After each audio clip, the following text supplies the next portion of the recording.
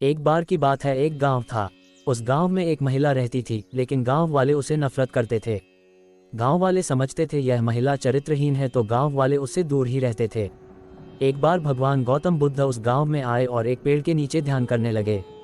कुछ समय बाद वही महिला गौतम बुद्ध के पास आए और कहने लगी, आप तो किसी राजकुमार जैसे दिखते हैं।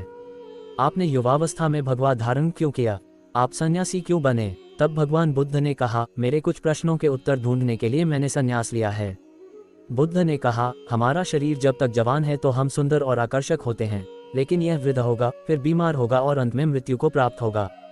तो यह अटल सत्य है।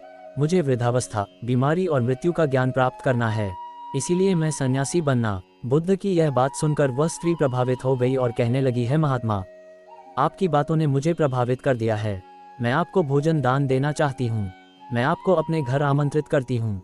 जैसे ही यह बात गांव वालों को पता चली, गांव वाले बुद्ध के पास आए और बोले, आप कृपा करके उस स्त्री के घर मत जाए, क्योंकि वह स्त्री चरित्रहीन है। भगवान गौतम बुद्ध ने गांव के मुखिया से कहा, क्या ये बात सच है? मुखिया ने कहा, जी हाँ, बिल्कुल, ये बात सच है, वह स्त्री चरित्रहीन है। तब बुद्ध ने मुखिया का एक हाथ पकड़ा और कहा, अब ताली बजाई है। इस पर मुखिया ने कहा कि एक हाथ से ताली नहीं बज सकती, ये संभव नहीं है। इस पर बुद्ध ने कहा, ठीक इसी तरह से एक अकेली स्त्री चरित्रहीन नहीं हो सकती है। इस गांव के लोग भी चरित्रहीन न होते तो ये स्त्री भी चरित्रहीन नहीं होती। सभी लोग शर्म से नीचे देखने लगे। जब स्त्री को इस बात का पता चला तो उसने भगवान गौतम बुद्ध के पैर पकड़ लिए और माफी मांगते हुए कहा, हे महात्मा, कृपया मेरा मार्गदर्शन कीजिए। भगवान गौतम बुद्ध ने उस स्त्री को धम्म ज्ञान दिया और भगवान गौतम बुद्ध वहां से निकल पड़े। एक बार की बात है, गौतम बुद्ध प्रातःकाल सब शिष्यों को संदेश दे रहे थे। गौतम बुद्ध ने संदेश देने से पहले बता रहे थे कि आज मैं तुमको एक ऐसा कथा सुना था कि जिसके पास सब कुछ होते हुए भी वह दुखी। किंतु गौतम बुद्ध ने अपनी बात प्रारंभ करते हुए कहा, किसी नगर में एक सेठ रहा करता था।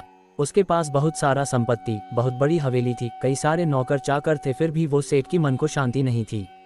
एक दिन किसी ने सेठ को बताया कि यहीं पास ही नगर में एक साधु रहा करता है। वह लोगों की ऐसी सिद्धि प्राप्त करा देता है कि उनसे मनचाही वस्तु प्राप्त हो जाता है। ये बात सुनकर सेठ उस साधु के पास गया और उन्हें प्रणाम करके उनसे निवेदन किया कि महाराज, मेरे पास धन की कमी नहीं है, लेकिन फिर भी मेरा मन इतना संत क्यों रहता है? आप कुछ ऐसा उपाय बताइए कि मेरे मन की संत दूर हो जाए।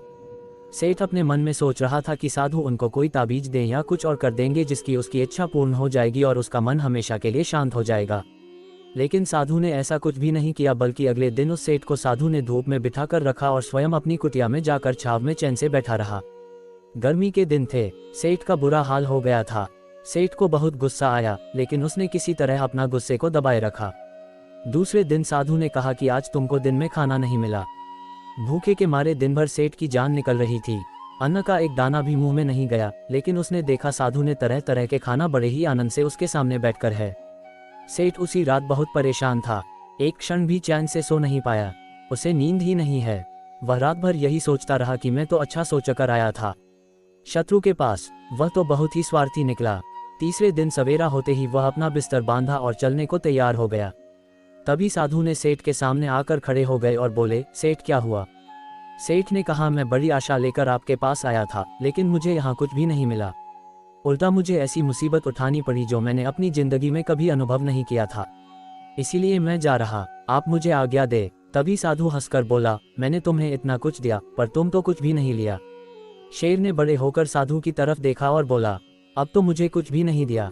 साधु ने कहा, सेठ, पहले दिन जब मैं तुम्हें धूप में बिठाया और स्वयं छाया में बैठा रहा तो मैंने तुम्हें ये बताया कि मेरी छाया तुम्हारे काम की नहीं थी। जब मेरी बात तुम्हारे समझ में नहीं आई तो दूसरे दिन मैंने तुम्हें भूखा रखा और स्वयं खूब अच्छी तरह से खाए। उससे मैंने तुम्हें समझाया कि मेरी खा लेने से तुम्हारा पेट नहीं भर सकता। शेर, याद रखो, मेरी साधना से तुम्हें सिद्धि नहीं मिलेगी। तुम्हें इतना धन अपनी मेहनत से कमाया है और शांति भी तुम्हें अपनी पुरुषार्थ और साधना और अपने मेहनत से ही मिलेगी। अब सेठ की आंखें खुल चुकी थी, उसे अपनी मंजिल तक पहुंचने की रास्ता मिल चुका था। वह साध्वी के प्रति आभार प्रकट कर अपने घर लौट आया। बहुत बहुत शुक्रिया दोस्तों। जय श्री महाकाल। चैनल को जरूर सब्सक्राइब करें, लाइक करें, शेयर कर दो दोस्तों सब्सक्राइब जरूर करें। दोस्तों, आपका सब्सक्राइब करने से मुझे हौसला मिलता है ताकि मैं आपके लिए और भी बेहतरीन और अच्छी कहानी लेकर के आता रहूं।